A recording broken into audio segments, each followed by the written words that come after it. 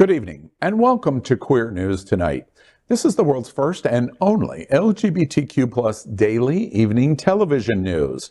We're broadcasting live and then available on demand.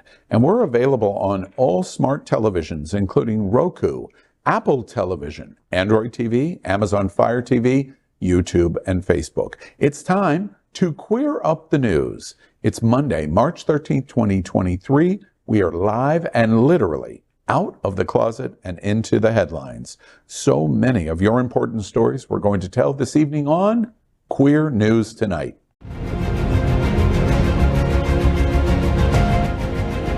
This is the world's first live daily LGBTQ evening news show, literally out of the closet and into the headlines on Queer News Tonight with Al Ferguson. I'm your anchor at Queer News Tonight, Al Ferguson. This evening, we bring you the news of and a perspective representing the LGBTQ plus community from South Florida, America, and across our planet. This is the world's first and only unedited live LGBTQ plus evening news show. Whatever happens unique in LGBTQ plus news, you will see it and hear it. Hotspots Magazine, Happening Out Television Network, is a nonprofit 501c3 media company in the same model of PBS and NPR, but designed for the LGBTQ plus community. Our mission is to support the 10 pillars of our LGBTQ plus community. We want to inform and educate the key issues of our Black community, Latino, lesbian, trans students, youth, seniors, HIV/AIDS, healthcare, business, political advocacy, and faith. Help us support our community. We are part of one of the largest LGBTQ plus media companies in America, Hotspots Magazine and Happening Out Television Network. Our magazine is celebrating 38 years of the LGBTQ plus experience, and our television news, talk, and entertainment shows support our mission to educate the LGBTQ plus and broader community. Well, let's begin by welcoming anchor FayWhat. She is a radio and television personality and has a popular blog and YouTube channel aiming to unite the L and the G together. She's a hostess and MC for many South Florida events, an animal advocate, and owner of Faye's Fur Family. Also, make sure to catch The FayWhat Show, the first LGBTQ plus morning show, Mondays at 9 a.m. Eastern, online or on your smart television. Faye was the winner of the 2022 SFGN Best Local Television Personality. Welcome, Faye. Welcome, everyone. My year in dicks. I'm saying that because Pedro Pascal couldn't say it yesterday in the Oscars, and once he couldn't say it, I said, I'm going to say it tomorrow on Queer News Tonight. Right. My life in dicks, 0. Let's welcome anchor Adrianna Tender. I love Adrianna. Adrianna is a transgender advocate and healthcare practitioner. She has extensive education and experience in HIV prevention and healthcare that relates to transgender individuals. She currently works as a program coordinator with Trans Inclusive Group and is the owner of Tender Loving Care Trans Mentoring. She received the Bishop SF Makalani Mahi Transgender Advocate Award in 2019 and has received many other awards. Many deserved awards, para que lo sepa. She serves on the National Board of Governors of the Human Rights Campaign and is on the board of directors for the Dolphin Democrats and Black LGBTQ Liberation. She's a member of several civic and political organizations like NAACP, the Florida LGBTQ Democratic Caucus, and attends Antioch Missionary Baptist Church. She's a woman of church, baby. Welcome, Adrianna. Yes, I am, and thank you so much for having me. And I also want to mention that Trans Inclusive Group that I'm a part of, and I'm the program coordinator, we are a beneficiary of AHF's AIDS Walk on March 18th, and I would love to see you there. And if you go to transinclusivegroup.org, you also can become a part of our team. That's Saturday, right? That's coming up already, right? Coming up this week. This weekend. Yeah, oh my God, yeah. So get those last minute monies in to help you guys reach your goal, right? You know, AHF doubled everything that someone contributed. Cha-ching. And we should take a moment of note. We followed, I know Faye and I have been to the AIDS Walk for years. Trans Inclusive Group is the first recipient trans organization. We are. Congratulations. The program coordinator, that's a great accomplishment. Thank you. Long time coming, girl. Deserved. Hey, listen, under the leadership of Tatiana Williams, let's welcome anchor DJ Nena, resident DJ for Lit Bar, Wilton Manors, and military veteran from New Jersey. Sure. DJ Nena has a BM in commercial music technology and an EMA in English and creative writing. She has been a local DJ and music producer for the LGBTQ community of South Florida for over 20 years. Good evening, DJ Nena. Al, you're a Jersey sandwich, Al. Yeah. You're a New Jersey sandwich. The meat. Jersey girls. Both of y'all have been to the shore, I heard. Of course. We have to. That's how they let us out. That's how we roll. Sukis? I'm not tan enough. Oh, well. Hey, thank you so much for that very warm welcome. And guess what? Not only am I the resident DJ for Lit Bar, but we've got fabulous parties this entire weekend. Remember, we're celebrating our 3rd year anniversary. Congratulations. Lit Bar has officially been open for 3 years this weekend. Listen, people didn't think you were going to last 3 months. And look at you, 3 years later. That's amazing. I'm celebrating my anniversary with Lit in April. So I'll be at Lit for 1 year, coming this April. Friday night, Retro Fridays, Saturday, Revolution Saturdays, a little bit of something for everybody, and our new Sundays, Beach Bum Sundays. Come cool off on the patio, have a cocktail. I have to sing the praise here. Nena is the only person that consistently on the drive has spun at an LGBTQ embracing bar on the drive. Congratulations. Wow. Good job. Thank you so much. Part of the club. And not for nothing, but I didn't like Lit Bar until you started working there. Okay? Like, really, like, that brought me in, and I was like, damn, I've been missing out. I didn't know about this. So, awesome. Hey, man, we do what we can. Absolutely. You know, when they're done visiting your event, you just send them on over to me. Right on over. Keep them happy. Now, let's go ahead and welcome our next anchor, Gregg Shapiro, an inductee into the Chicago LGBT Hall of Fame. Gregg is the author of 9 books, including the forthcoming Refrain in Light. I want my copy. An entertainment journalist whose celebrity interviews and music reviews run in a variety of regional LGBTQ+ and mainstream publications and websites. His movie review column, called Screensaver, can be found in South Florida Gay News, San Francisco's Bay Area Reporter, RottenTomatoes.com, and much, much more. Good evening, Senor Gregg. Good evening, and this evening I am celebrating my fellow Emerson College alums, the Daniels, the directors of Everything Everywhere All at Once. Yes. So proud of them, and Jennifer Coolidge is another Emerson alum, so I'm a proud alum. I thought you were celebrating not owning an iron. I've never owned an iron. We are the... I'm just saying, everybody celebrates different things. Is here. You are more than welcome to come in an iron if you would like. We are the reporters. I don't iron or do windows, sorry. We are the reporters for Corners Tonight, and this evening we begin with the queer headlines. The LGBTQ+ community in South Florida and across America is diverse. Our community across the world is vast. And here are the bullet points of the queer news for today, Monday, March 13th, 2023, National Napping Day. But we kindly ask that you wait until the show is over. Yeah, we need the nap with the time change over the weekend. Really? Yes, suffering today because of it. All right, well, first up, let's queer up the USA view. Survey says Tennessee's anti-LGBTQ+ bills could cost the state $2 billion, and it's growing. According to the Tennessee General Assembly Fiscal Review Committee, Tennessee could lose up to $2 billion in revenue if the state legislature passes an anti-trans bill that defines sex as biological anatomy at birth. A February 28 report from the committee says that the bill could result in increased state and local spending to comply with the new law. The Federal Department of Education said that the bill, if passed, could jeopardize the funding that the state schools get through the Individuals with Disabilities Act and Title I, intended to give financial assistance to low-income children. The state's health department also stands to lose $750 million in federal grant money if the bill passes, because it could be out of compliance with Title X, which allows for alternate definitions of sex. Brian Sullivan, director of Trans Equality Project, told WREG that the bill, quote, sends the message that LGBT Tennesseans are not wanted, end quote. Republican State Representative Gino Bolso, who filed the bill, told WREG that he disagrees with the report because the term sex is already used repeatedly in the code. He says, quote, all that this particular bill does is to provide clarity as to what prior General Assemblies meant, end quote. Tennessee has passed several anti-trans and anti-drag laws in recent years. Well, this report by the Fiscal Committee in Tennessee is where the pylon begins.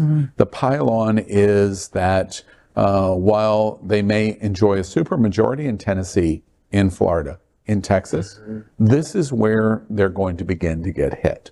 How much do you want to go after the trans community? How much do you want to go after the drag community and suffer the economic consequences of the victories that you get in these two marginalized communities, which are sub-marginalized communities of LGBTQ+. The question is the $2 billion worth it?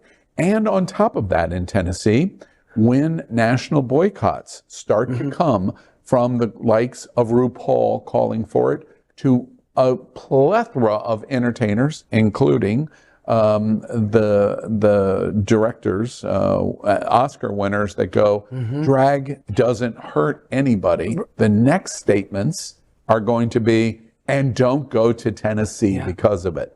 This is going to pile on, and the number is going to grow and grow. Dolly Parton, I think you should take Dollywood out of Tennessee right now. All right? Between you and $2 billion lost, okay? Doesn't that Trump hate, like, at all? Right. It doesn't. And you know who gets the brunt of all this? Who gets hurt? Poor kids and LGBTQ plus kids. That's it. But you really have to kick them in the coin purse or they'll feel it. But the good thing is that in Nashville, there are good people in Nashville.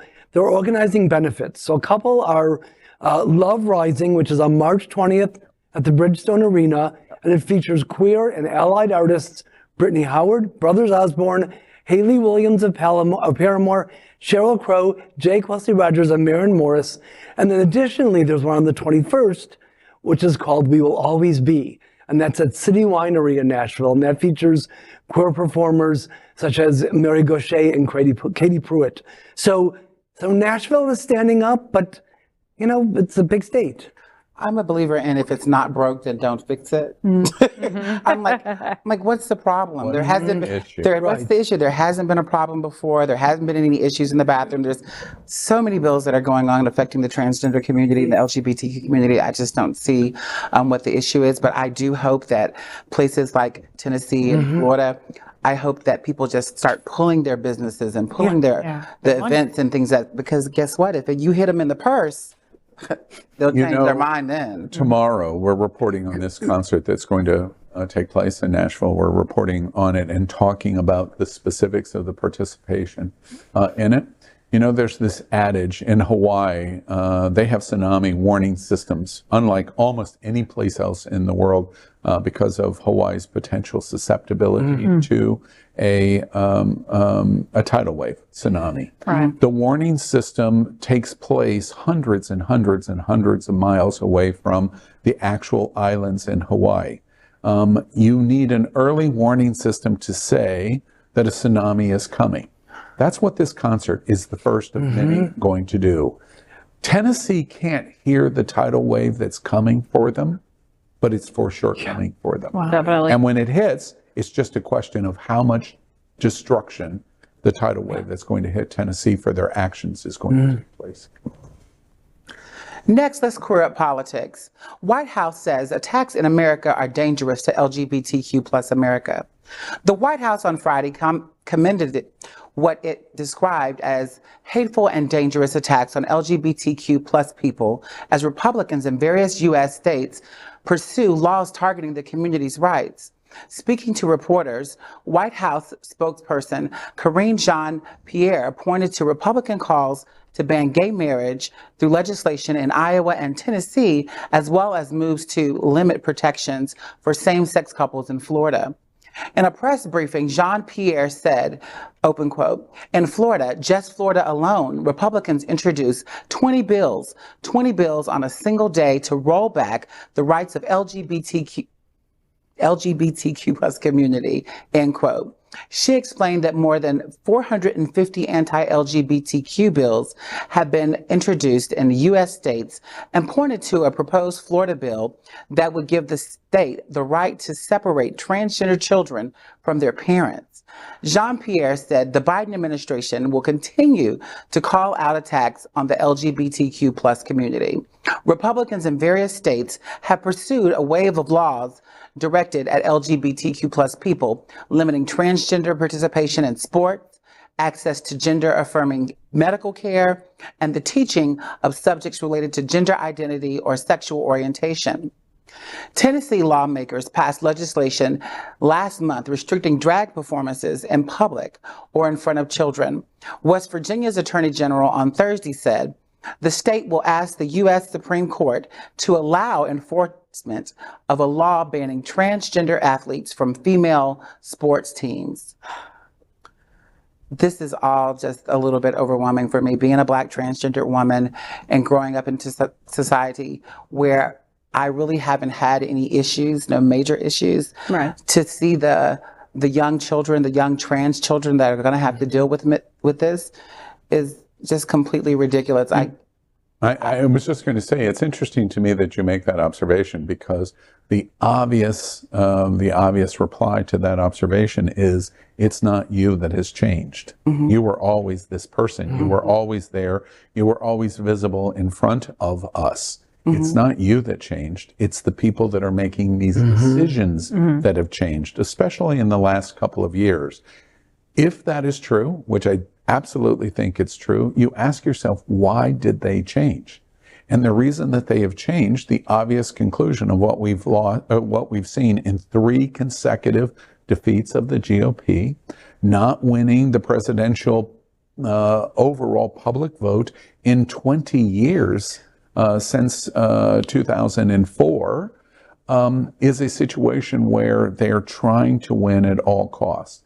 And where they have to pitch to win at all costs is their base. And this is red meat for their base, to hold on to 40% of the vote by sowing hate. So it wasn't you that changed. It was those that thought, wait, we can win an election and raise money and have power by turning on you in our hate. That's what I think we're really watching. Well, once again, Florida and its Fourth Reich Republicans, it's in the spotlight for the worst possible reason.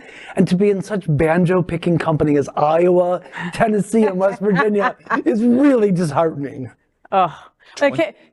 Can we give props also to Karine Jean-Pierre for being a Black queer woman and having to be up there like Wonder Woman with her bracelets, ching, ching, ching, and doing it with such grace, okay, and being such a wonderful representation for all us women. So thank you very much for that. And with all these crazy bills, I feel like it's like throwing pasta at the wall and see what sticks, right? But it only takes one to kill our kids. Right. It's just scary time. Can I also point out, let's give some props to the Washington Blade. We sort and source a lot of this story. The Washington Blade, in addition, history is going on right before our very eyes. And I want to point out, thank you for giving us the opportunity to focus on that. Karine Jean-Pierre, first Black, lesbian, meaning LGBT representation ever as the White House press secretary, doing those briefings every day in combination with a reporter, Mike Laval, who's in the room, and others for the Washington Blade. Isn't he the only LGBTQ? Only LGBT. So on both sides of that White House press room, this is going on, where in between them, you have this really radical voice at Fox News just picking and poking and poking and poking. And to your point, instead of her minimizing it, instead of her ignoring it, she reaches out and slaps him right in the mouth. It's a great time We're for lucky. our LGBTQ community. Next, let's queer up lesbian culture. That's so not gay. Women's National Town Hall live March 22nd. This is Queer News Tonight's Women's History Month special broadcast to inform you about the Women's National Town Hall live, which will be held on March 22nd. The panel will feature esteemed women of the LGBTQ plus community, including Claudia Castillo of Claudia Castillo Art Gallery. She's got incredible art. Jasmine Rogers of Let's Get Lucky and Hotspots Happening Out Television Network. Ann Atwell, Minister of Connections at Sunshine Cathedral, among others. The Queer News Tonight will broadcast a live panel discussion at 6:30 p.m. The town hall will also be available for viewers to watch live on Roku, Apple TV, and YouTube. Those who want to attend in person can join us right here at Sunshine Cathedral Center for the Performing Arts. It's going to be a wonderful time. You know, it's Women's History Month, and, you know, I love Happening Out Television Network taking a time to do this sort of panel. When I was approached and said, hey, would you be able to be the moderator for it? I was floored, I was happy, and this is needed. You know, this is needed more than ever. Women are treated as second-class citizens. We just are. And when it comes to LGBTQ, we're under, sorry, Al, the white gay man, you know, for many things. And in this town hall and Queer News Tonight, women will be center stage, and women from all over.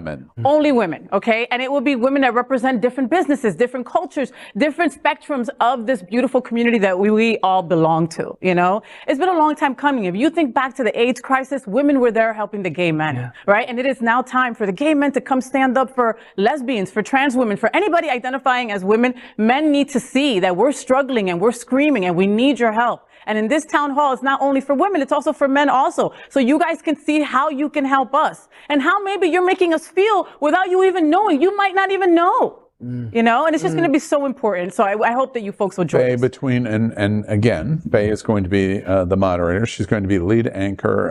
The refreshments at 6 o'clock. Come to Sunshine Cathedral, the Performing Arts Center.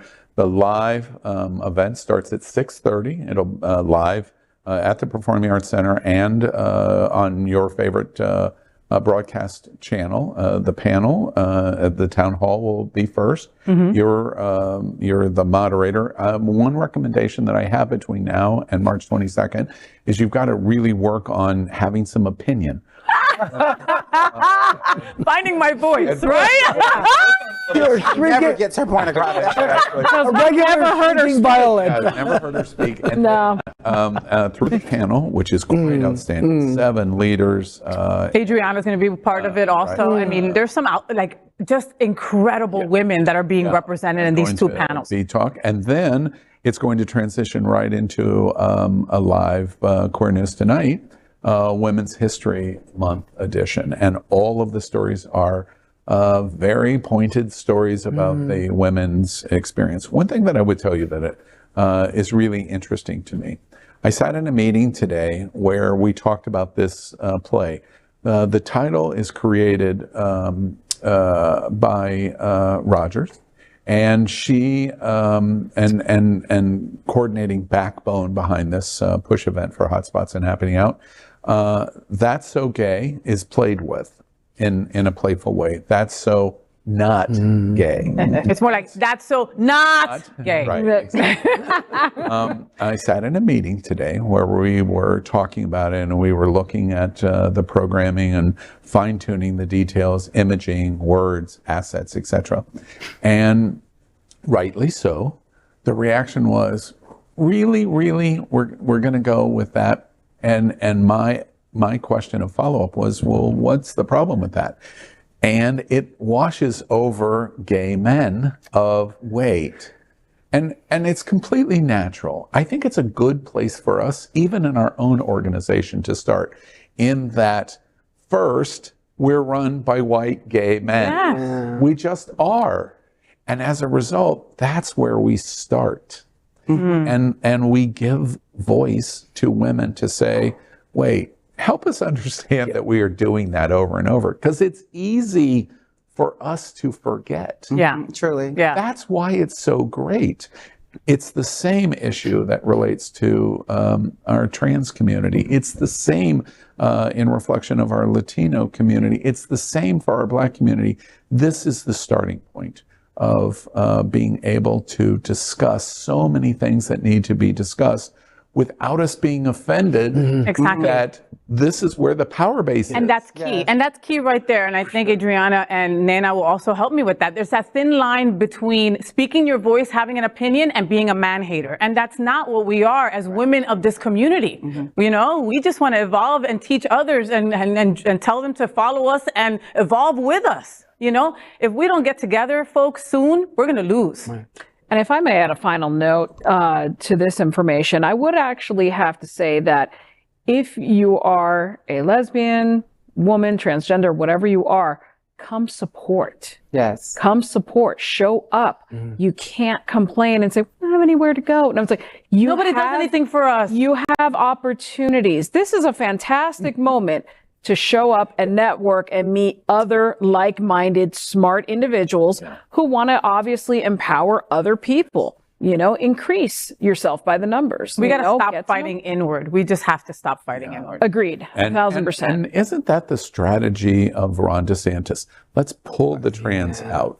Let's pull the groomers out. And that's what they're after in school. Oh, wait, who's after that? It doesn't really matter. Let's peel different components of LGBT away from each other so we all won't stand together. That's Exactly. what's happening. And March 22nd, 6 p.m., Sunshine Cathedral. Starts at 6:30. Come, enjoy the refreshments and this great program, or watch it live. Either way. And bring your business cards. You might meet somebody that can help you. You might never meet know. your wife. You might meet somebody that changes your life. You just never know. Then that means that I have to actually do really wanna show up say, then, and I because I have no wife. I have to show up because I need to find my next wife. And I do want to say that I'm just so excited to be a part and that you're including the transgender community because I think all women should be participating. I wouldn't So I'm have it just any very other way. thankful for that. I know we were going to move on, but Very can I important. just tell you one other thing that was interesting? All of the identifications in the show, all of the imaging, all of the wording, is the LGBTQ plus community. Intentionally, the T is being removed from all of our reference in community, and we're doing that very intentionally. One of the things that I think is powerful is that women can be lesbians, women can be bisexuals, women can be trans, women can be queer, affirming. They can't be gay. Yep. That's an interesting starting point of talking about how important Women's History Month is. I think it's a really important moment. Agreed. Next, let's queer up trans rights. Trans Visibility March and Queer News Tonight Trans Inclusive Group Edition, March 29. Mark your calendar for a special event honoring Transgender Day of Visibility on March 29th. It begins with a march that will start at Justin Flippin Park in Wilton Manors at 6 p.m. and end at the Pride Center. There will be an evening of celebration awaiting at the center for all the participants. It will begin at 7 p.m. The celebration will feature food and performances highlighting the trans community. Queer News Tonight will be covering this event in its Trans Inclusive Group Edition. You will be able to watch the event live on Roku, Apple, and YouTube. The event is presented by Trans Inclusive Group, the Mackenzie Project Incorporated, Trans Social, Ariana Center, and the Pride Center. Tickets for the march and event are available at tdov2023.eventbrite.com. What a fantastic way to really learn a little bit more about the transgender community, because even myself, I still every day have a new question. And there's nothing worse than being the person who has no clue and says, how do I address you? How do I do this? So now I don't feel stupid about it. Now I'm like, okay, help me out. I need to know that I'm getting it right, because the last thing you want to do is be in your own community and offend another person inside. And while I don't identify as, oh, I'm butch or I'm femme, I'm just kind of, hey, look, I'm just me. And I'd like to think that most of our sisters in the transgender community and our brothers are basically exactly the same. We're just us. Yeah. Us. I agree. And the reason why Trans Day of Visibility is so important is like how we have all these bills and things that are going on right now. And one of the main reasons that we go through this is because people fear what they don't understand and what they don't see. A lot of people don't even know a transgendered person. They think they don't know. Or you're right. They think they don't. And so that's why it's so important. And we're going to be walking down the streets of Wilton Drive from Justin Flippin Park all the way to the Pride Center. I'm so excited about that. I hope we get a really good turnout. There's going to be speakers. There's going to be people doing all type of shows, from spoken word, dancing, and all types of things. And then we're also going to end up with a re-grand opening of Trans Inclusive Group that's going to be on the premises as well, because we moved into a larger space there at the Pride Center. Moving on up to the Pride Center. So I am very excited about this and excited that I'm the person that's putting it together. Yes. All right. I can't wait to see all of you there, right? Adrianna, and the organizations that are a part of this are like the heavy hitters, or like the big guns, or the people that they live, breathe, and shit this, okay? This is what they do, okay? Trans Inclusive, Trans Social, Ariana Center, Mackenzie Project. I mean, these are your go-tos, okay? If you need to refer someone to a transgender organization, these are the ones that you send them to, you know? So thank you for doing something like this, because it's so damn important. You're welcome, and like I said, I'm so excited. She's like, you're welcome. I just did that during. I can't wait till this day happens. Another day. I'm just me. Another day in my fabulous life. You know, one of the things I want to make sure is clear, so people don't think that we've made a mistake.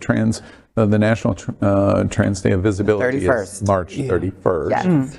But here, and our focus is March 29th. That is not any reflection that the dates are wrong or anything. Right. But we're changing the date because we want to. It's not that at all. It's not that. And the other thing that I think is really interesting, back to the same issue as the issue of white gay men in voice. In February, one of the most popular, I'm a big fan of the social medias. I'm a big fan of Reddit. And I like Reddit so much because there's lots of conversation, real conversation going on. It's more than the, it offsets your grinder time. Yeah, okay. We'll Jack. right. Scruff? One of, I'm more of a scruff guy. But one of the things that was one of the most popular lines of conversation in Reddit in the month of February in many of the LGBT subreddits is the removal of T from our icon, of our acronym. So many people talking about, why is everyone talking about removing the T? Why are they talking about LGBTQ plus? And it's partially a combination of people that are hopeful, and they're testing the waters in that conversation, and others that are saying, we're under just ferocious attack, and wouldn't it be easy to remove the T? Well, maybe it would be. But voices like yours and women of our women's community not identifying and supporting as strongly as they should, the gay community not supporting as much as we should. It's one of the reasons why trans visibility and its recognition in March is so important, because outside of your community, I think education is really one of our best paths to help us understand what's important here.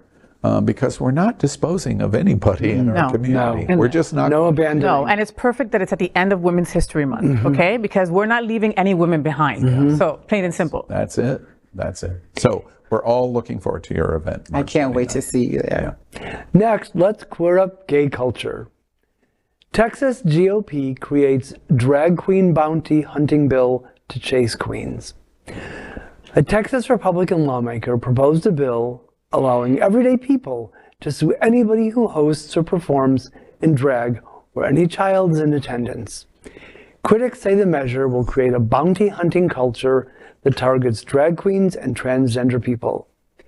Houston area State Rep Steve Toth has filed HB 4378, where he seeks to define a cause of action for drag performances performed in the presence of a minor.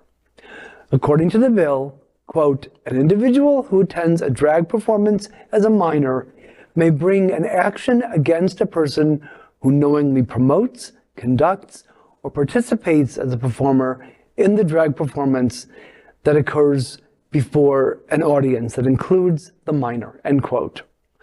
A winning plaintiff can expect to be paid actual damages, attorney's fees, and statutory damages of $5,000. Well, that was a legal double-speak word salad if I ever heard one, and it's making my head hurt. Hey, what if we banned lawmakers and lawyers and not drag queens and trans folk? How's that for an idea? I'm on board.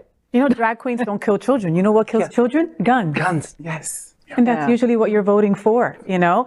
Al, didn't we do a story? Well, you know, Palm Beach Pride is coming up in a couple of weeks, right? And didn't they have like a huge problem and backlash that they were going to have to choose between drag queens and liquor? Where liquor is the biggest money making, okay? And most of these prides are, yes, they're a festival. Yes, they are a riot, so to speak, but they also help benefit a lot of organizations that need that money and count on that money. True. Right. The issue that you point out there is so far DeSantis and radical GOP leadership in Tallahassee are saying, okay, the way we'll get the drag queens is through alcohol sales. Money. And so it's the money that we'll go after. What's happening in Texas and what happened in Tennessee is, oh wait, we're going to shortcut this. We're not really talking about the money, and we really don't care anything about the alcohol. It's just we want to ban this. And meaning we want to ban drag. That's really what the ultimate goal here is. We are losing the PR front, and we're losing the reality premise. And I just remind, and from my seat, the premise here is that a drag queen is a sexual act like pornography. That's what this definition defines. That's so horrible. It makes the drag queen a sexual act. And therefore, because it's a sexual act, it should be banned that children can even see or even know that this person exists. Like a strip club. Exactly. And like in Hooters. a strip club, they go, no, different than a Hooters. In a strip club, they become naked, whether it's just breasts or full nudity. It is, that is a sexual adult entertainment business. A drag queen performing in a restaurant is not. No.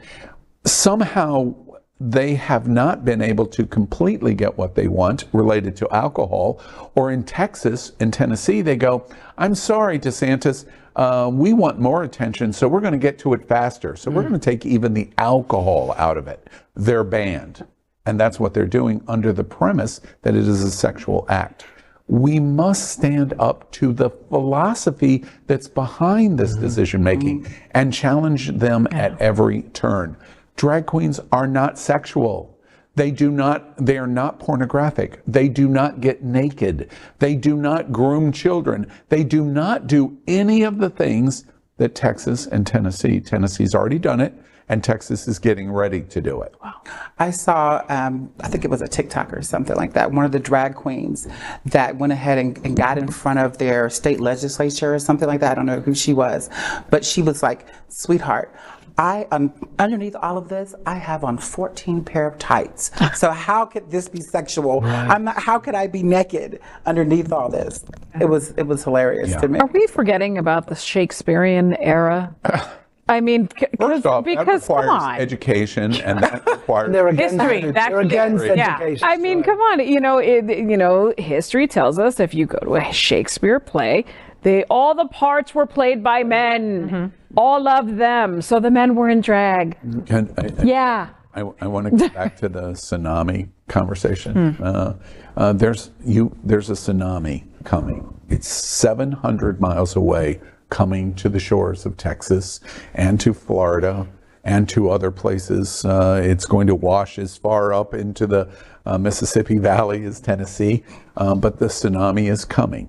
They cannot win.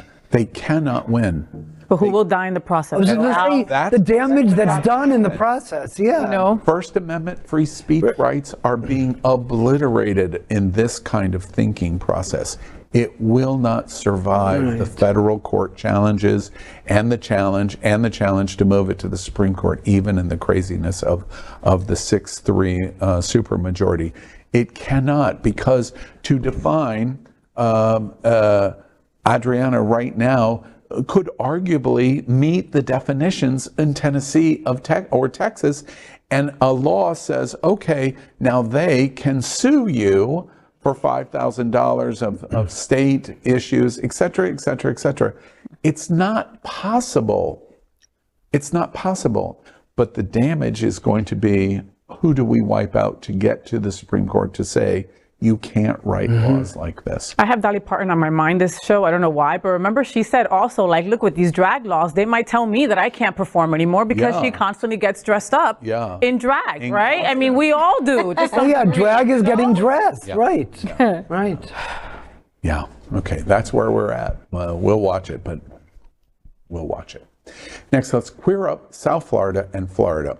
The 7th annual Harvey Milk Diversity Honors returns to Hard Rock April 1st.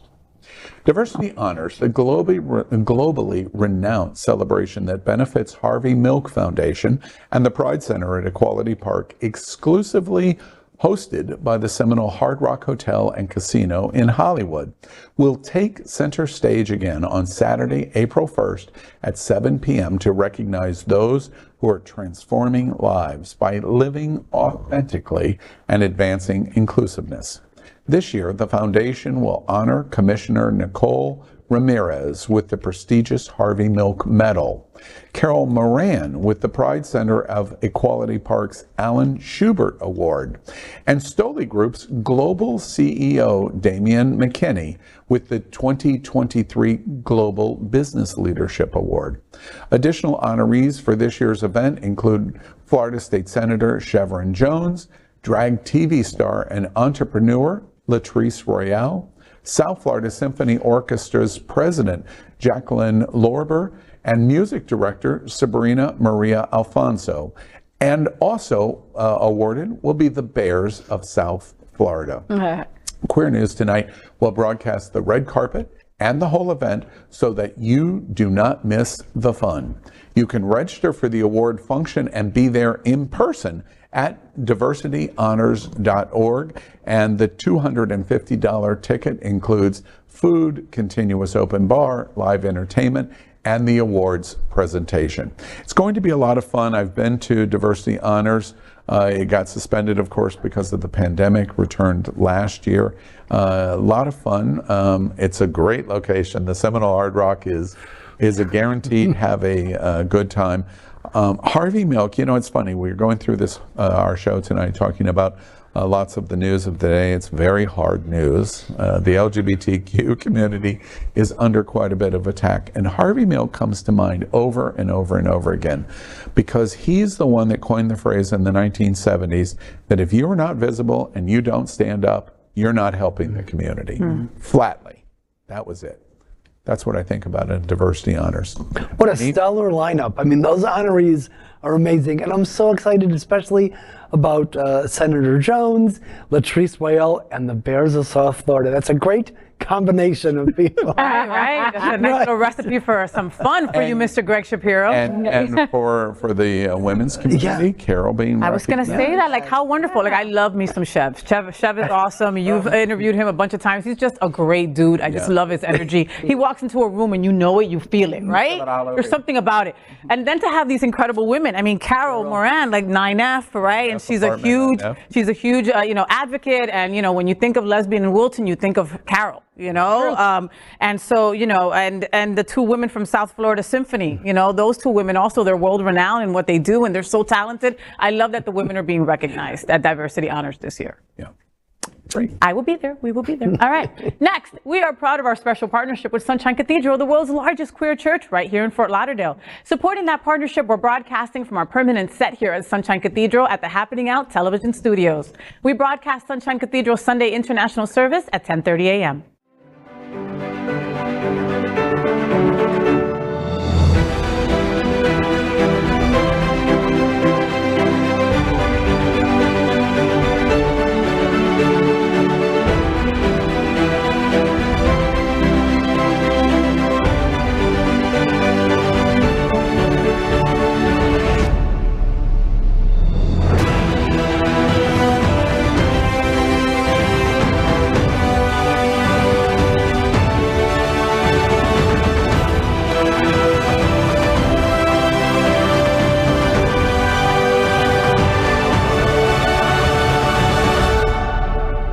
I'm Karina Iglesias, a top 16 contestant on NBC's The Voice. The music industry is a variety of styles, types, and rhythms, and that is what fills our lives. That's why I understand diversity is so incredibly important in our LGBTQ community. And that's why Sunshine Cathedral is my queer church. Well, next, Fox News, Tucker Carlson, and radical conservatives have suggested that the LGBTQ plus community has a secret plan. We can only guess it's for world domination. And we couldn't agree more. And we're going to tell you all about it in our segment called The Gay Agenda. In The Gay Agenda, we queer up politics. Queer community bracing for Florida legislative session starting today against hostile LGBTQ plus hate. LGBTQ plus Floridians, their families, and their supporters arrived in the state capitol today to start 2 days of what organizers are calling Pride, Passion, and Resistance. These people are more likely to encounter a brick wall of opposition than a welcome mat and an open door. In the last 2 years, the rhetoric and policies flowing from Governor Ron DeSantis, his administration, and the Republican-controlled state legislature have left the LGBTQ plus community, along with family members, friends, and employers, anxious as they adjust to a new reality and wait to see what comes next from Tallahassee. Stephen Gaskell, who in February wrapped up 4 years as president of the Florida LGBTQ plus Democratic Caucus, said much of the change is caused by DeSantis' desire to cater to primary voters in other states for his still unofficial candidacy for the 2024 Republican presidential nomination. The current outlook represents a fast and remarkable turnaround in the Florida political landscape. In The Gay Agenda, we queer up education. Parents can be LGBTQ plus activists as PFLAG celebrates 50 years. Thank you to PFLAG for all their hard work over these past 50 years. Please join the legacy of Leading with Love. Join the movement at pflag.org.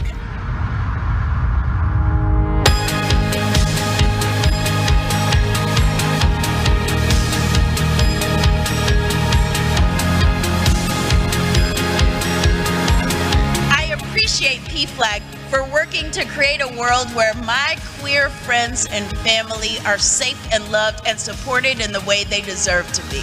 And we're here to celebrate PFLAG's greatest accomplishment, creating something cool that involves parents. When the governor of Texas launched child abuse investigations into families with trans kids, PFLAG National, for the first time ever, came in as the lead plaintiff in PFLAG v. Abbott, suing the governor for these harmful and shameful investigations. I'm very proud of my mother, Jean Manford. I'm proud of what she did and how many people she and my father, Jules Manford, helped. The Mondelez International Oreo brand really established our partnership with PFLAG back in 2020 and really fosters inclusivity where all families belong. It's been my great privilege and honor to serve as board president, the first parent of a transgender child to do so. There's a safe place to which one can turn. It's a place that's welcoming, supportive, comforting, and where the people are always leading with love. It's a place called PFLAG. The parents of gays and lesbians were just beginning to gain visibility in the 1980s. They were slowly building a coalition that started with one mom in the early 70s, Jean Manford, an elementary school teacher from Queens, New York, who walked alongside her gay son, Morty, during the 1972 Christopher Street Liberation Day March, the precursor to New York City's massive LGBTQ Pride March. Her sign was a call to action for others like her. It said, quote, "Parents of gays, unite in support for our children." Manford is known as the first parent to walk in a Pride March. The next spring, in March 1973, Jean and Morty Manford co-founded what was initially called Parents of Gays, or POG, in a church in New York's Greenwich Village neighborhood. About 20 people attended. POG would eventually become Parents, Families, and Friends of Lesbians and Gays. And then, in 2014, it would become simply PFLAG. Now, 50 years after its founding, PFLAG has more than 400 chapters across the country and more than 200,000 members. PFLAG's National 50th Anniversary Gala was held in New York on March 3rd. In the gay agenda, we queer up politics. Don't talk about Trump years anymore. More anti-LGBTQ plus bills already this year than all of 2022. Almost 400 anti-LGBTQ plus bills have already been filed this year, more than the total number filed in 2022. The bills have been filed across 38 states, with legislation more than tripling since January. The American Civil Liberties Union tracks these hateful bills with a map that allows viewers to search by state, issue, or status. It says 7 of these bills have become law already. 322 have advanced, 43 have been defeated, and 17 have been introduced as publication. The state with the most anti-LGBTQ plus bills is Oklahoma with 35, then Missouri with 34, then Texas with 29. School and education is the top category under which these bills fall, with 184 targeting students and teachers. The second most common category is healthcare, as politicians nationwide seek to ban gender-affirming care. 108 bills currently target healthcare alone. In the gay agenda, we queer up politics. Pence claimed his pronouns were thou and thine, makes homophobic joke about Buttigieg maternity leave. According to a source familiar with the matter told the Washington Blade, former Vice President Mike Pence made homophobic remarks about U.S. Transportation Secretary Pete Buttigieg at the annual Gridiron Club dinner in Washington, D.C. Saturday night. During his speech at the 138th annual event, Pence said Buttigieg, quote, took maternity leave, end quote, following the birth of his and his husband, Chasten's twins, in 2021, adding that the country subsequently, quote, got postpartum depression, end quote, referencing the ongoing issues over problems with U.S. airlines and massive delays and cancellations that have plagued air travel. According to the source, Pence also claimed his pronouns were thou and thine. The Associated Press chief White House correspondent Zeke Miller reported that the remarks referencing the transportation secretary were not well received in the room. In the gay agenda, we queer up education. Florida GOP introduces 3 new bills to expand DeSantis' Don't Say Gay. Florida Republicans, state lawmakers, are proposing a slew of new bills that would expand the state's already restrictive laws on a discussion of gender and sexuality in schools across the state. House Bill 1223 would extend the prohibition on any discussion of any topics relating to sexuality or gender from 3rd grade to 8th grade. It would also define sex as immutable biological trait and put restrictions on transgender students who wouldn't be able to use the bathroom that corresponded to their gender. House Bill 1069 also redefines sex as being determined as a person's reproductive function at birth, and adds that reproductive roles are binary, stable, and unchangeable. Senate Bill 1320, meanwhile, also prohibits teachers or other school employees from sharing their pronouns or asking students about theirs, as well as barring the teaching of sexuality or gender identity in grades K through 8. That is today's news for the LGBTQ+ community on the world's first and only daily LGBTQ+ evening news show.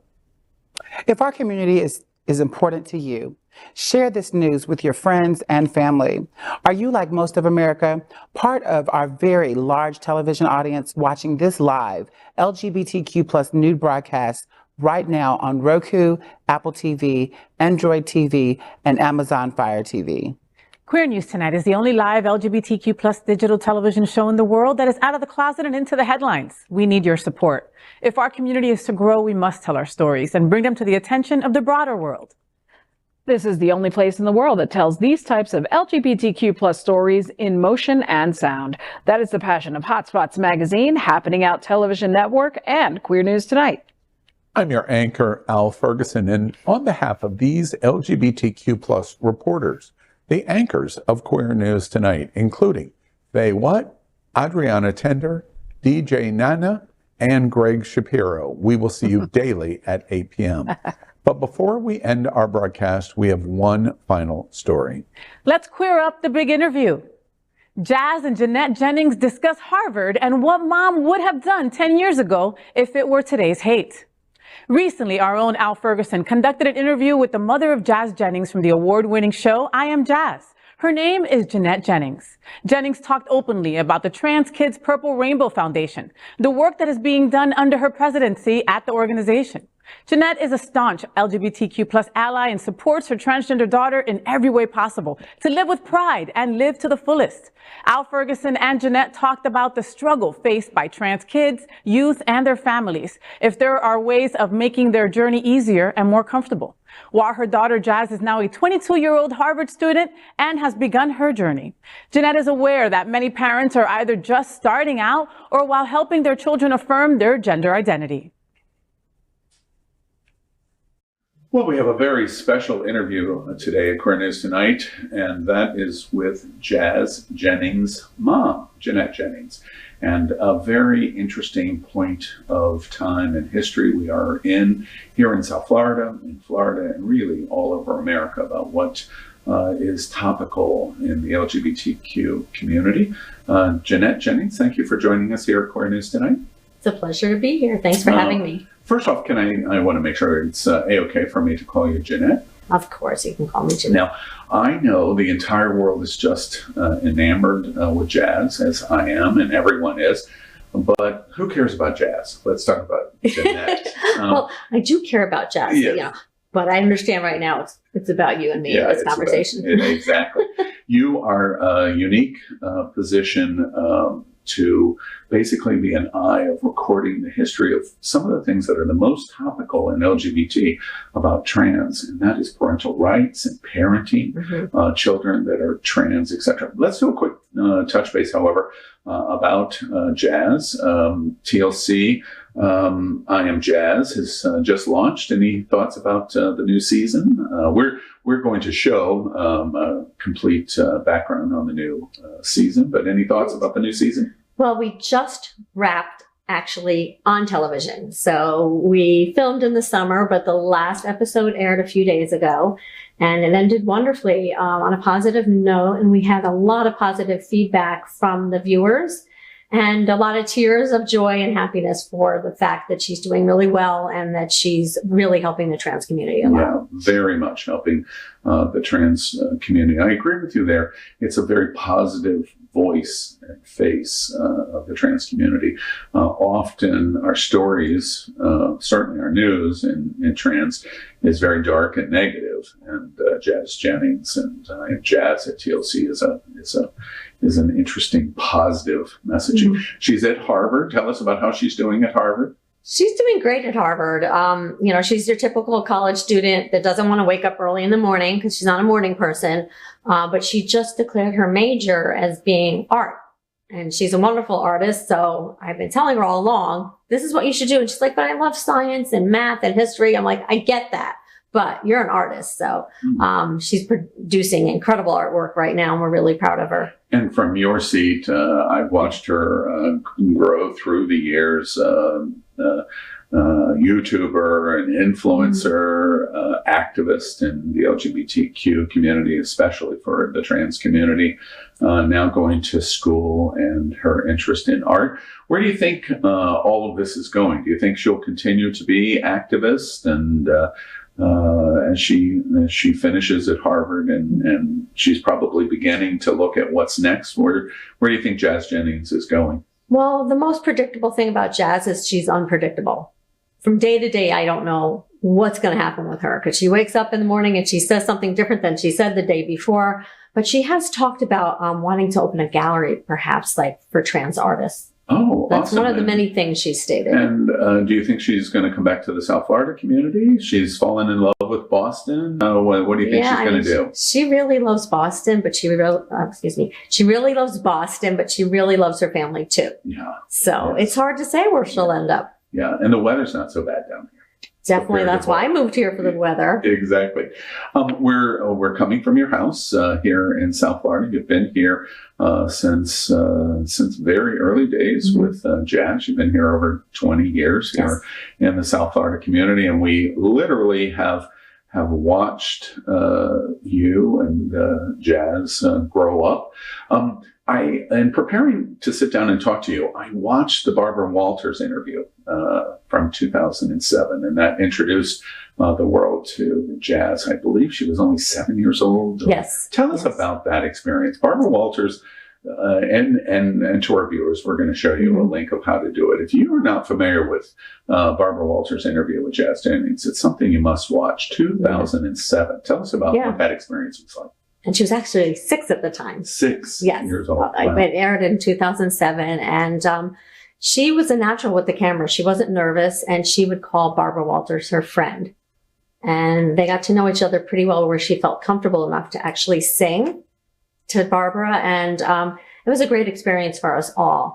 And it really catapulted her into a different situation, where she was the face of trans youth that had not been seen, like so little, maybe older, but it changed our lives forever. And I think it put her on a trajectory where she is the person she is today. That's super interesting to me. So 2007, I agree with you. Barbara Walters and that interview focused light on something that I think most Americans had not seen before, even in the LGBTQ community, trans youth. How did it change your life? How did it change Jazz's life?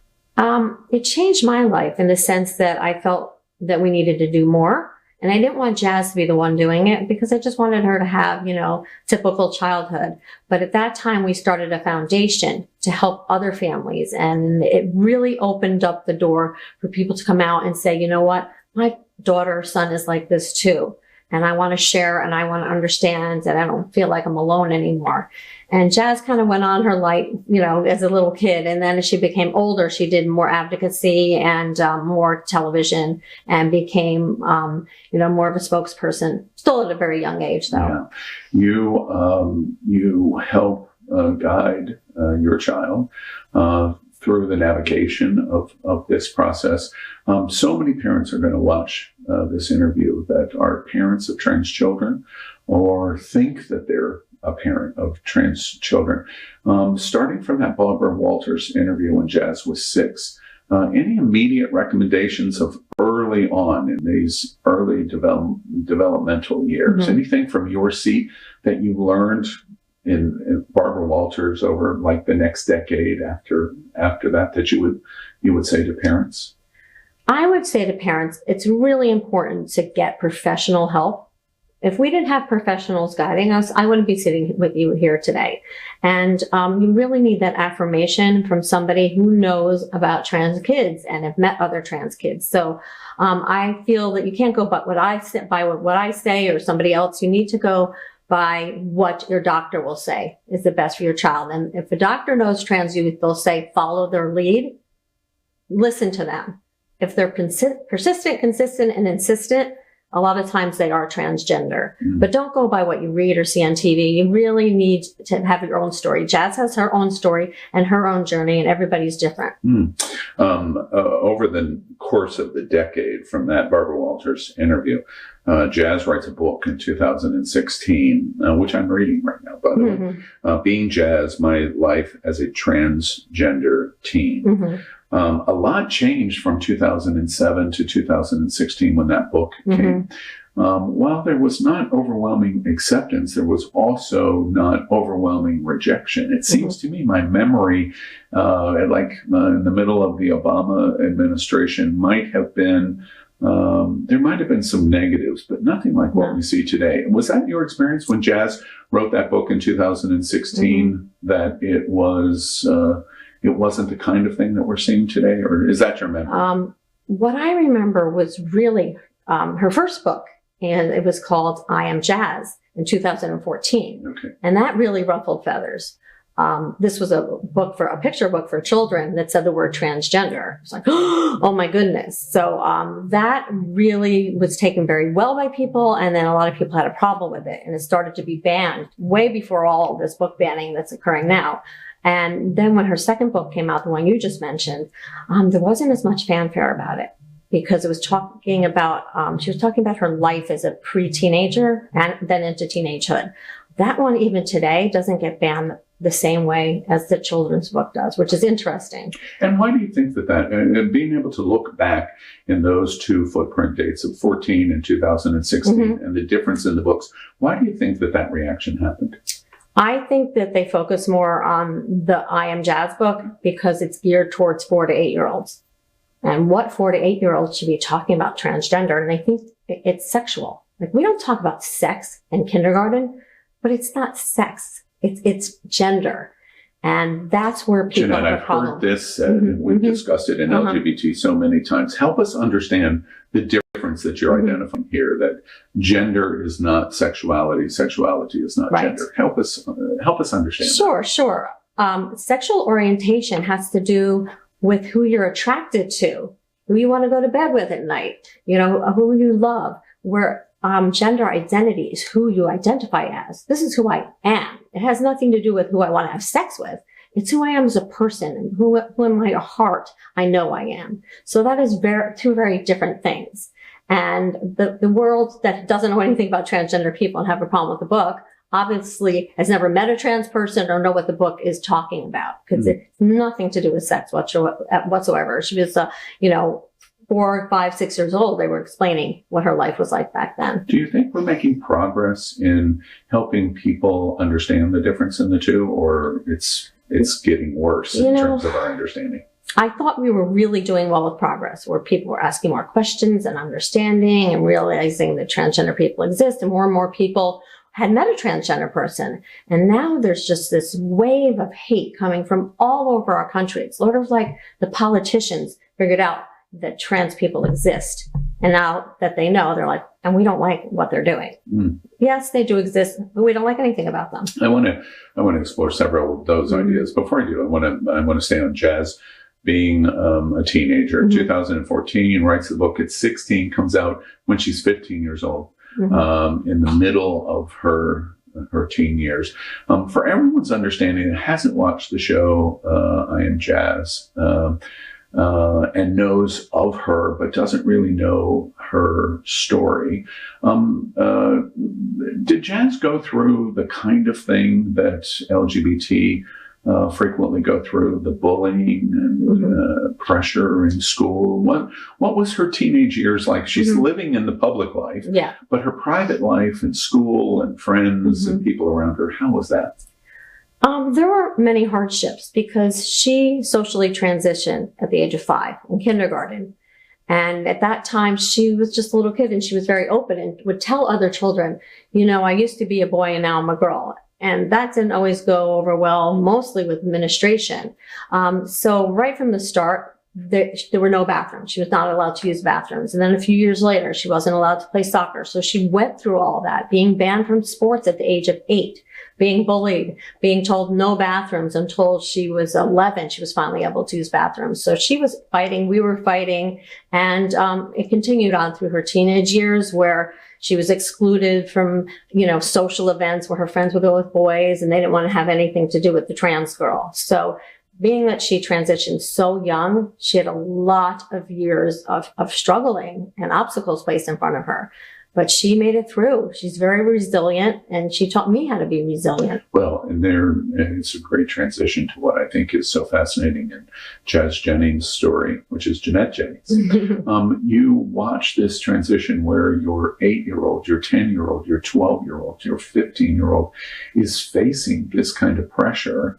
Yes, there's the choice to be the voice and the activist and the YouTube star and the influencer, but were you confident that Jazz was going to be okay in navigating all of these things that she was facing? You never can be 100% sure how your kid is going to turn out.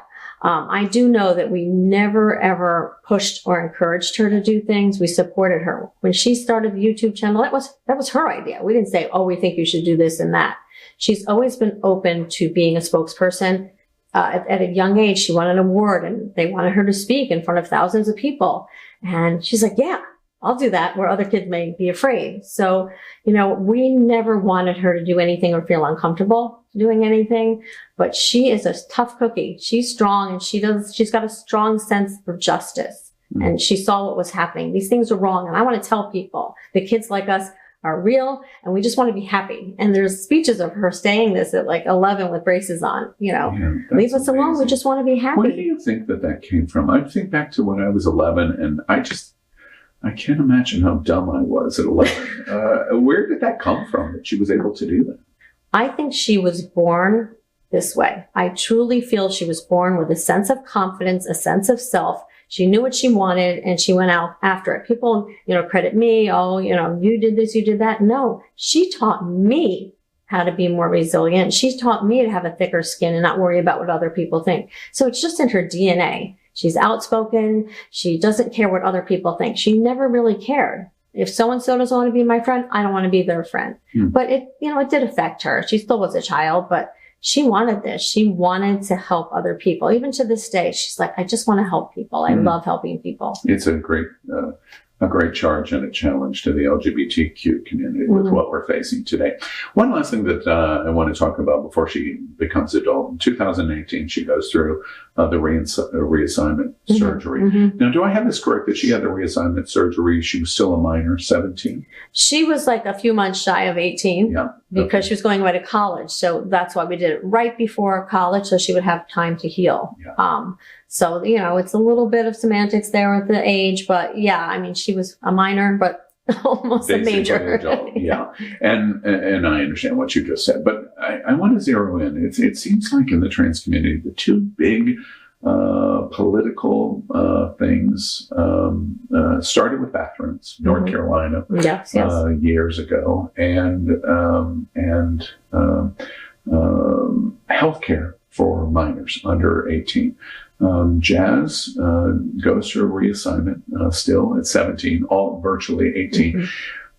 Tell us about the process of Jazz going through that transition, getting ready for college and going through the medical care that Jazz went through. Positive experience? Was it a challenging time? How was it? When the morning of Jazz's surgery, she woke up and she was euphoric. Like you can see her. We have footage of her dancing. This is my day. No fear, no regrets. She went in there and was the happiest she's ever been. And even though it didn't go as smoothly as we would have liked, she was her happiest ever those months after she had the surgery. And to this day, she loves her body.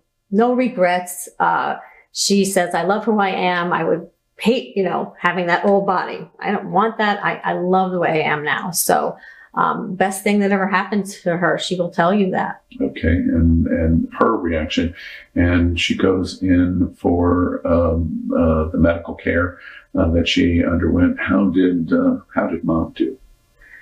I did very well in the beginning, but when, there were some complications, of course, this is my baby, she has to go back in to surgery. And I didn't like that, of course, but it all turned out in the end okay. But at the time, you're a parent, your kid's having surgery for anything. You're going to be a nervous wreck. And I made it through because I have in my support system of my family out there, and we had each other. We were all there together when she went through this. And that love we have for her guided us through. But she was happy. And that's all you want is for your kid to be happy. And she truly was. Yeah. And all of the political stuff that we're watching here in Florida and around the country, this is one of the primary things that they're focusing on now, which is that underage, and in some definitions, that's up to age 26. Some of the laws that are passing are saying you can't make a decision in transition if you're 24 years old. And so there's not consistency to what we're watching. But what are your thoughts about what we're watching specifically related to this, to the medical health care, hormones for minors, and all of the related issues. As a parent who has literally watched the documentation of this in your life and your child, what are your thoughts about the decision making of trans healthcare, especially for minors? These decisions are harming children, and that is massive. They don't realize the effects, the ripple that this will have on the lives of kids that just want to be themselves. Jazz went on hormones. She went on hormone blockers. She developed into a lovely young lady. If you look at her brothers, they're burly, they're hairy. My husband is hairy. Like, she didn't want to look like that. It saved her life. She will tell you, without the medical intervention, she would not be with us right now. And there are kids out there like that they need gender affirming care. And people are putting a stop to it. They don't really even know what it is or haven't talked to a transgender youth to see how this has made them the people they are today. They go from being depressed, suicidal, to being happy and leading wonderful lives. And I have story after story I can share of you of kids that went through the whole gender affirming care, the hormones, and are just absolutely succeeding and having fantastic lives. And, you know, you don't see all of those stories because not everybody shares their story on TV. You know, some do like us, but you don't see it every day. So that's why we share Jazz's story, to let people know it is okay to have hormones. It's okay to have blockers. It's okay to have the surgery. She has her ups and downs, but you know what? She is a happy girl who is thriving and can't wait to embrace life even more. And I'm curious to the observation you just made. These people that are pursuing this that might not even know someone that's trans or have not investigated the success of the medical therapies that are involved here, do you think that they even care? What are your thoughts about what their motivation is to do this? I feel that they do not care. I feel that the politicians that are getting involved with this may care if their kid was transgender, but they are just looking at it as a way to gain votes. And I really have a problem with that, because you need to sit down with these kids and sit down with the doctors and have them explain what's been going on. I don't think any of them are doing that. They just hear, oh, you know, these kids are on hormone blockers. Well, guess what? Kids have been on hormone blockers for years for precocious puberty. And it's something that's endorsed by several organizations across the world. This is the medical care that these kids deserve. And the people that are blocking it know nothing about it. They're listening to a few doctors that say, you know, quackish type of things, as opposed to the mainstream, you know, the majority of the doctors, more than the majority, that are saying, this is the way these kids need to be treated, or else we're going to lose them. We are going to lose them. It's interesting. At Queer News Tonight, we reported a Kentucky state representative whose child was trans and committed suicide. And he was not a supporter of the LGBTQ community. And it took the suicide for him to realize, wait, there's a lot more going on here than what we're selling over the issue of trans. 2018 happens, and Jazz has the surgery, but 2018 was also a big year here in Florida. I know you're not personally really big in the political realm. That's Jazz's lane, I understand. But a governor comes to power in Florida, Ron DeSantis. And I'm curious, when he comes to power, it seemed like everything changed in Florida. LGBT had made so much progress here in the state, and that began to erode. Last year, we watched Don't Say Gay, and what was happening to children, book bans, as you mentioned, hormone therapy, issues over trans, and all of it was framed under parental rights. Parents have ultimately the right to decide. What do you think about what we've watched since 2018? Jazz went through this transition. She becomes an adult, a legal adult, and the arguments that that parental rights are tantamount, and that can justify issues like book bans and issues in the trans community and Don't Say Gay in our schools. As a parent, what do you think about this argument of parental rights? I mean, parents do have rights, but there's also other people that put their noses where they don't belong. if a parent has an agreement with a doctor and the doctor said this is the way to go, this is the parent's right to say, okay, let's do this with my child. You shouldn't be poking your nose in the business between a doctor, a child, and the parent. So with that, I just have a serious issue. And then things like the books. You know what, if you don't want your child to read a book, you can send a letter home to the teachers and say, you know what, I don't like this book. I don't want it to be introduced in my child's classroom. But when you have Don't Say Gay, you have people who, you know, are married to one another, same-sex marriages, and their teacher, you know, what right does the government have to come in and say you have to hide the fact that you love somebody of the same sex? I mean, it just, you know, there's layers and layers and layers of this. And some of it has nothing to do with parental rights and some of it does. But yeah, parents have rights with certain things, but you send your child off to school to learn. And you know what? They need to learn about the real world. There are gay people, there are transgender people. And to sweep it under the rug is not helping anybody because it's just creating more bigots in this world.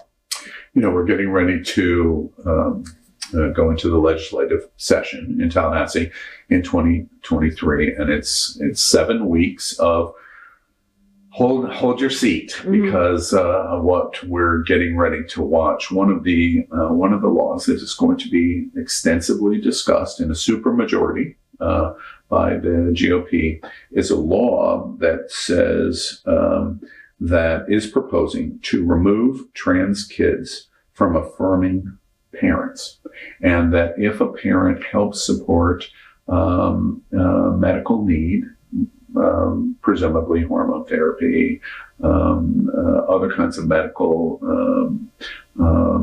implementation for their children, that the state would be able to take action against the parent to even remove the child from their home.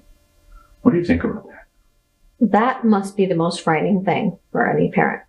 I know that when Jazz was little, we feared that as well. When she went off to school, I called the school board and I explained the situation, and they didn't even know what transgender was back then. But I was frightened that somebody would come in and think that we were child abusers and take my kid away. That's, you know, parents probably, biggest fear is that somebody is going to knock on their door one day and do an investigation and remove their child from the home.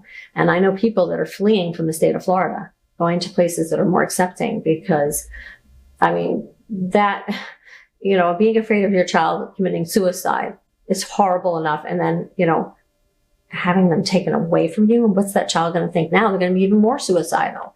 You know, who has the right to say how your child's medical care needs to be handled if the doctors are on board?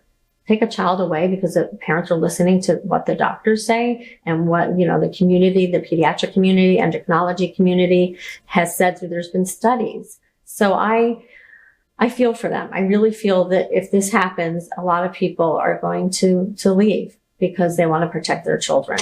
Jazz is 12. She writes this book in 2014, I Am Jazz. And the state comes in and suggests we're going to remove Jazz from Jeanette Jennings. Mm-hmm. So what would you have done when she was 12 years old? Mm-hmm. What would you have done?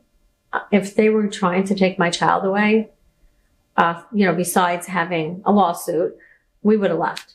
There's no way I would ever let anybody take my kid. If I had any inkling that this was going to happen, we would be out of this state.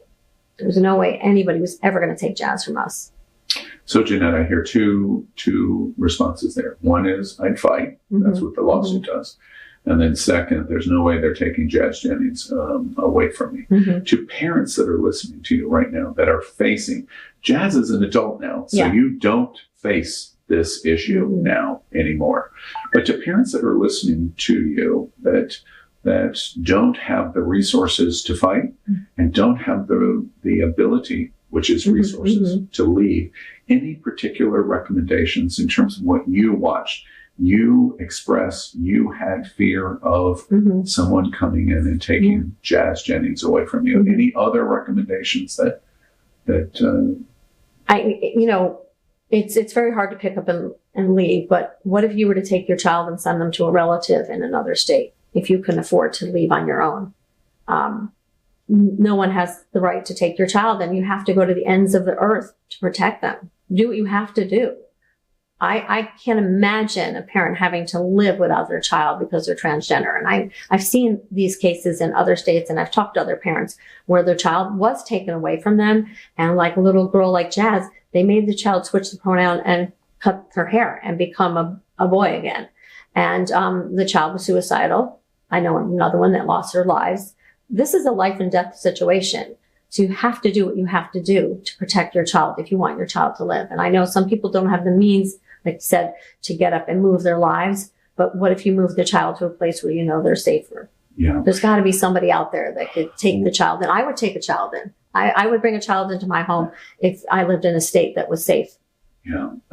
We have also reported just in this last week, there's a new study that the Trevor Project has done. I know Jazz has been involved in Trevor.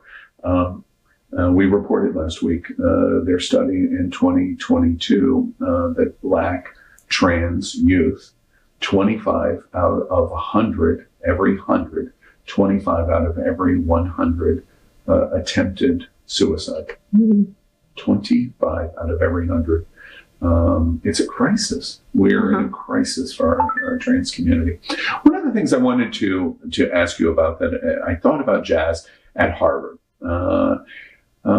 We also reported this year already that the governor's office had an inquiry to all of the health departments of all of the state universities to say that they wanted all of the reporting of any gender-affirming care that was done in their health departments. And the first thing I thought of when I read that request, that all the state health departments, all the state universities are cooperating with the governor on the reporting, is to find out who the trans-identifying college students are that have requested healthcare assistance in their health program at their universities. Jazz Jennings was one of the first people I thought of. She's going to Harvard, and I thought, I'm curious what it would be like if the governor of Massachusetts asked the president of Harvard University to report the healthcare of gender-affirming healthcare. Well, what was your reaction that if Jazz was at the University of Florida right now instead of Harvard, the health system at the University of Florida would be reporting to the governor? What's your reaction to that? My first reaction was HIPAA. Where is HIPAA in all of this? This is illegal. You can't go and pull somebody's records. I don't know how our state is so powerful that they can go in and find out what type of medical care you have. This is before they passed any of these laws. So once again, we're fighters. If this was my situation, I'd be out there calling the ACLU or any other organization that I feel can come and help us. Yeah. Because it's a violation of a person's privacy. Yeah. Another thing that I thought was interesting is the governor is telling Floridians and all of America that Florida is a place where woke comes to die. It's interesting to me that he makes that statement, and I draw the comparison to Jazz Jennings. Jazz Jennings is being educated at Harvard University. That in and of itself says volumes about Jazz Jennings and also Harvard University. But our governor was also educated at Harvard University. How can Jazz Jennings and Ron DeSantis at Harvard live in the same place? One being this and the other saying woke is where Florida comes to die. Yeah. What happened, do you think, there in that education at Harvard? You know what? Harvard is a big place with a lot of diverse people. They have a big queer community there. And I don't know what it was like when Ron DeSantis went there, but obviously he wasn't hanging out with the queer kids. Yeah. A lot of people can go to the same restaurant and have completely different experiences. So whatever experience he had, I'm glad Jazz is not having. And I think it comes down to personality. You gravitate towards those that are like you. Yeah. And obviously he was gravitating towards people that were bigots. Yeah. Exactly. And perhaps Jazz Jennings is not planning to run for president of the United States too. Maybe that's another. Yeah, people have said Jazz Jennings for president, but she has no political aspirations at this point in time. Exactly. I want to take a moment to ask you about the LGBTQ community specifically. There is a minority voice but it is somewhat growing, but it's a minority. It's definitely a minority voice in LGBT that has begun to suggest that the T in our community, in our acronym LGBTQ, is the focus of attack. And that if we didn't identify the T in our community, the LGBTQ community would be better off. It's a tough observation. What's your reaction to that of some quarters in our queer community that are saying they're trying to find blame for the attacks that we're watching? What do you think about that? So basically they're saying that the T is bringing them down. And it goes along with anything within your community. And the T is part of the community. It always has been. You don't go after the people that you're supposed to be working with. And yeah, they're having a lot of struggles, but you should have their back instead of rejecting them and saying they're hurting us. Because what type of person are you if you're saying, go away? I don't like that you're drawing us attention to our community. And it's, to me, it's very self-serving. Like, I want to take care of me, my family, and I don't want to help T. And that is really wrong in my book. Yeah. Do you think that that attitude will grow, or do you think the LGBTQ plus community, the queer community broadly, are going to rally to the attacks that we're watching? Yeah. I don't have a crystal ball, but I really hope that everybody does rally behind what's happening to the transgender people, because they've had their own struggles. The gay community has had struggles throughout the years, and we know at Stonewall there were trans people there. They were together marching as one. So I don't know what's going to happen in the future. A trans person threw the first brick at Stonewall. Exactly. Yeah. So I hope that they stay together and realize it's wrong to reject anybody that's, wrong to reject anybody in your own community. Yeah. I want to ask you about your seat, parental rights, and your recommendation. I want to come back to the point that I asked you early on. So many parents are fearful today. I mean, how can you not? You love your child, and you watch not only vicious and brutal attack, but even the potential of the threat that we won't let your child be who your child is, even to its worst nature of we're going to remove the child from your family structure. In your experience with Jazz, that 2007 interview with Barbara Walters, and the experience of what you have learned in going through the journey with Jazz Jennings, what would you recommend to parents that suspect their child is trans, their child is trans, they're at whatever place they are in their journey? What would you tell parents like Jeanette Jennings? This is what you should know. You should know that you need to love your child unconditionally and put them first. They're more important than anything that you want for them. And I always say, love the child that you had, not the child you wish you had, because a lot of people struggle with even accepting their own children that are transgender. And then when they get to the point that they do accept them, you have to go to war. You have to be willing to take the bullet for your kid and nothing less, because the world is cruel. They're going after trans children, and just protect them as much as possible. You have to be on their team. You have to be on their side. As soon as you have any doubts, the outside world's going to feed on that. So you have to know 100% in your heart that you were doing the right thing by supporting your trans child.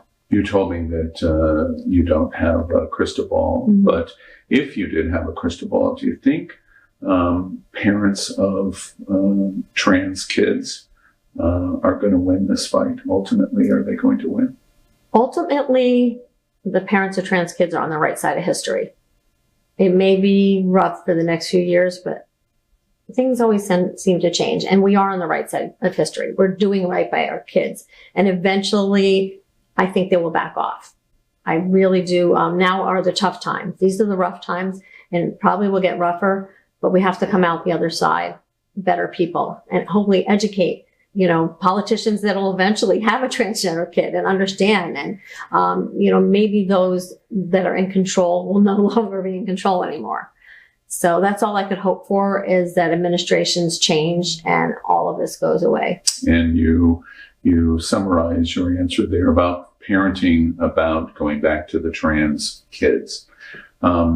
Jazz Jennings, one of the most famous in terms of documenting the journey of trans kids, trans teenagers into adulthood, by all measures, just a mammoth success. For trans kids, regardless of their age, they're minors. For trans kids, the level of fear is probably higher today than it's ever been in history, certainly even higher than 2007 when Jazz talked to Barbara Walters. The fear level for trans kids in Florida and in America, what would you say as a parent that has gone through this journey? What would you say specifically to the trans kids in America? The trans kids in America have a right to be afraid, but they need to know they have the comfort back at home with their own families, that they have that love surrounding them. They're in a blanket, if the parents are accepting, that's going to take care of them. And you have to fight the world. Unfortunately, this is a battle at this point in time. And, you know, the children have a right to be scared and the parents have a right to be scared. But you have to kind of take that and parlay that into the other way. Like, okay, I'm scared, I'm afraid, but you know what? Nobody's going to mess with me or my kid. And I'm going to fight this. They have to fight. You really can't stay silent, because if you don't have a presence, how is there going to be change? And that's what I say with our show. Visibility is the key to knowledge and change. If nobody was visible, you know, what would we know about anything in this world? So the media, like you do, is a powerful thing. And if you have to share your story in the media, and your kid may have to be, you know, have their face blurred out, but you need to share your story and find that compassion, because a lot of people are compassionate and understanding. So you have to seek compassion from others, and those at the top, you know, you have to pull their heartstrings. As a parent of one of the most famous trans kids, teenagers in the world, are you optimistic that our trans kids are going to survive all of this? Honestly, and it's sad to say, not every trans kid will survive this. The statistics show it. There are studies that say if they are accepted, they have a much better chance. But there are kids that are thrown out on the street for being transgender, rejected, and they end up, you know, not being with us any longer. And it should not be that way at all. The suicide rates are unbelievable, and attempted suicide rates. Last related question. You've talked about Jazz. I've talked about Jazz a lot. We've talked about the success of what we've watched her youth and teenage transition has been, and the success of that, and going to Harvard, and where she is at and being an emergent artist. I'm curious of her perspective as trans child and now trans young adult in college. If she was sitting here, what would she say about how her mother did on the journey? Well, she makes me cry. She's a sweetheart. And she would say, I have the best mother in the whole wide world, and if it weren't for her, I wouldn't have the life that I have today. And the same goes for her father as well, and her siblings. So she's very appreciative of the fact that we went to battle for her, and I've always been there for her. And she's a very loving person. So she'll tell you if she meets you, can I have a hug? That's just her. So I'm proud of her, and she is proud of me, but I'm prouder. I'm the one that truly thinks that she is a miracle. I was given this child for a reason, and I'm blessed. And she'll say the same thing. Well, it's, you know, you as a mom, because I was blessed. So we're in a love fest, Jazz and I. Yeah, your trans child, who happens to be named Jazz Jennings, was a miracle. That is a wonderful soundbite. It's a very important topic in the LGBTQ community, and really all of America, what's happening to our trans kids and youth in America. And it's a beautiful story that parenting and the child can be successful, and they can survive, and then they can thrive. And Jeanette Jennings and Jazz Jennings prove that story. Thank you very much for being with us at Queer News tonight. It's been a pleasure speaking to you. Thank you.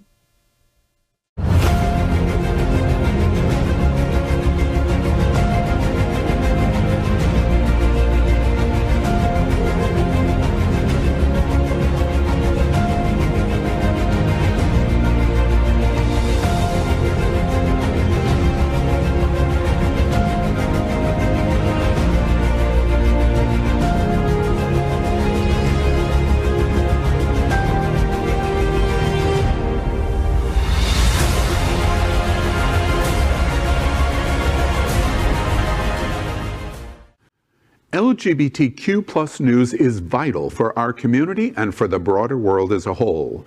We have enough enemies at Fox News. Tucker, Sean, and Laura are loud. We need passionate allies. Happening Out Television Network, Queer News Tonight, and It's Happening Out are literally out of the closet and into the headlines. Our community needs your support. Like this broadcast and subscribe now to ensure the growth of the entire LGBTQ plus community.